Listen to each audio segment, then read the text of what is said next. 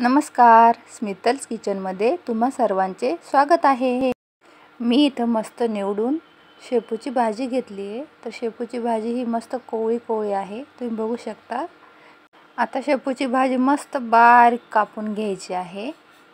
हे बघा, मी छान कापून घेते, तुम्हाला दिसतच असेल। याप्रमाणे सर्व भाजी आपण मस्त बारीक कापून घ्यायची आहे। मी सर्व भाजी कापून घेते। तर इथे मी शेपूची भाजी 2-3 पाण्याने धुवून घेतली आहे स्वच्छ। त्यानंतर घेतले मी मुगाची डाळ, 5-6 हिरव्या मिरच्या आणि 1-2 लसणाचे कांडे घेतले आहे सोलून। आता आपण एक कढई गरम करण्यासाठी ठेवूया। त्यामध्ये टाकायचं आहे थोडंसं तेल। तेल टाकल्यानंतर ते थोडंसं गरम झालं की त्यामध्ये टाकून घ्यायची आहे आपण धुवून घेतलेली शेपूची भाजी। या पद्धतीने तुम्ही बघू शकता, मी सर्व भाजी यामध्ये टाकून घेते।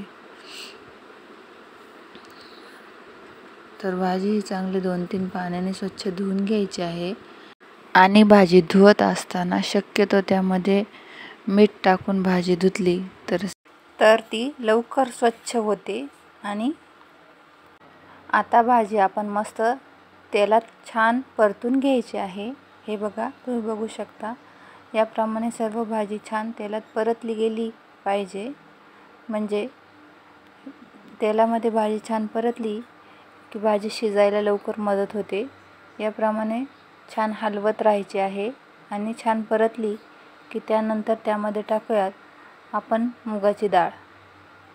तर मुगाची डाळ या भाजीमध्ये खूप छान लागते खाण्यासाठी। तर तुम्ही एकदा नक्की ट्राय करा ही भाजी मुगाची डाळ टाकून। त्यानंतर मुगाची डाळही छान त्या भाजीमध्ये परतून घ्यायची आणि सगळीकडे मिक्स करून घ्यायची आहे। आता मिक्स झाली की त्यामध्ये टाकून घ्यायचं आहे चवीनुसार मीठ। तर मीठ टाकल्यानंतर आता ती पुन्हा एकदा छान परतून घ्यायची आहे।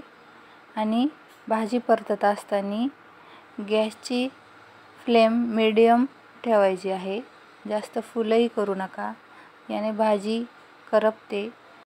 आता एक मिक्सरचं भांडं घेऊन त्यामध्ये 2-3 लसणाच्या पाकळ्या आणि हिरव्या मिरच्या टाकून मस्त बारीक दळून घ्यायचे आहे। आता त्यामध्ये टाकूयात शेंगदाणे। शेंगदाणे ओबडधोबड मिक्सरला पिसून घ्यायचे आहे। हे बघा, तुम्ही बघू शकता, याप्रमाणे आपला मसाला तयार करून त्या भाजीमध्ये टाकून घ्यायचा आहे।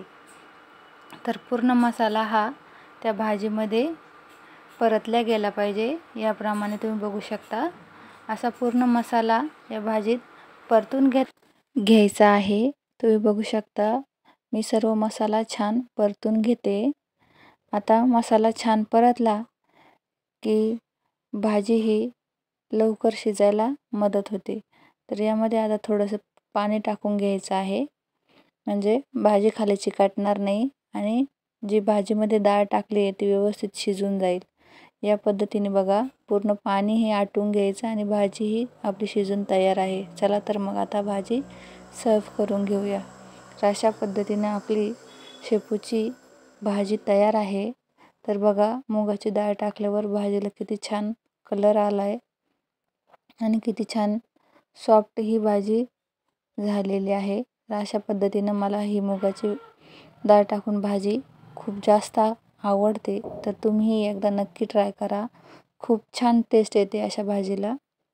तर एकदा नक्की तुम्ही जरूर ट्राय करा आणि आपल्या चॅनलला सबस्क्राईब करायला विसरू नका। धन्यवाद।